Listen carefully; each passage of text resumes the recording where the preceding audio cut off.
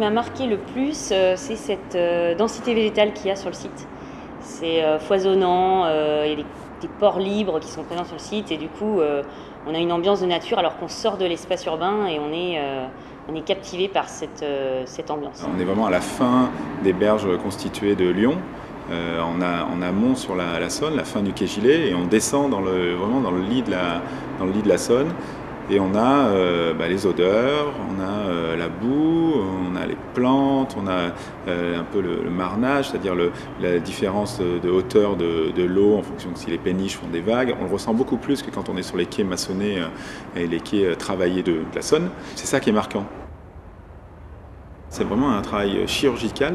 C'est-à-dire au mètre près, la séquence fait 1,8 km, mais on connaît chaque élément, chaque mètre carré de ce site. On sait qu'on a une réponse quasiment sur chaque mètre carré. Donc c'est vraiment, on sait qu'il y a une racine à cet endroit-là, qu'à cet endroit il y a telle touffe de carex, qu'il faut la protéger, il faut la mettre en valeur. Ensuite on a les ouvrages, bien sûr, qui sont beaucoup plus importants, qui viennent permettre une scénographie. Voyant cette diversité végétale, on a surtout travaillé en séquence, en regardant des milieux qui étaient très exposés à la Saône, sur lesquels on avait travaillé la vue sur la Saône, et d'autres séquences qui sont de l'immersion végétale où du coup on veut transporter l'usager pour qu'il se sente près de ces berges et près de l'eau. Et en fait du coup ça amène à quelque chose qui nous semble assez important en termes de paysage, c'est-à-dire c'est le récit, c'est la manière dont on peut raconter une histoire quand on sort de la ville. Quand on rencontre ce process naturel, quand on rencontre justement quand on est un peu à la fin de la ville et que la nature arrive, là il y a des interactions et je pense que c'est un sujet contemporain, c'est-à-dire de paysage, c'est comment on ressent des choses, comment on ressent fortement les choses et comment on met en valeur ce récit qu'on peut avoir sur les 2 kilomètres. Alors comment se fait le travail? Tout d'abord une visite du site pour qu'il s'imprègne de l'ambiance, et évidemment c'est là que s'enrichit le projet parce qu'ils ont des idées qui sont un autre regard, qui sont un regard artistique. Partant de ce travail, ils nous donnent des idées et là on sent qu'il y a des thématiques qu'on n'a pas forcément mis en lumière et qui peuvent être soulignées, et c'est là que s'enrichit le projet. On échange et puis nous on lui donne quelques pistes qui nous intéressent, sur lesquels ils pouvaient bosser, par exemple toutes les évacuations d'eau dans les murs, vous savez, les barbacanes, là où il y a des petites gouttes qui sortent, nous ça nous intéressait que quelqu'un travaille là-dessus.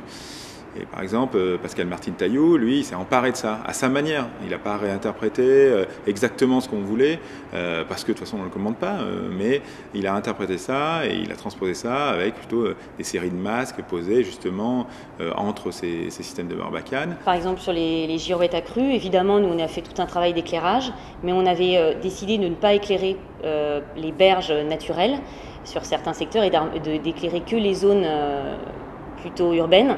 Et finalement, on a créé des scintillements dans les berges avec de l'éclairage très ponctuel.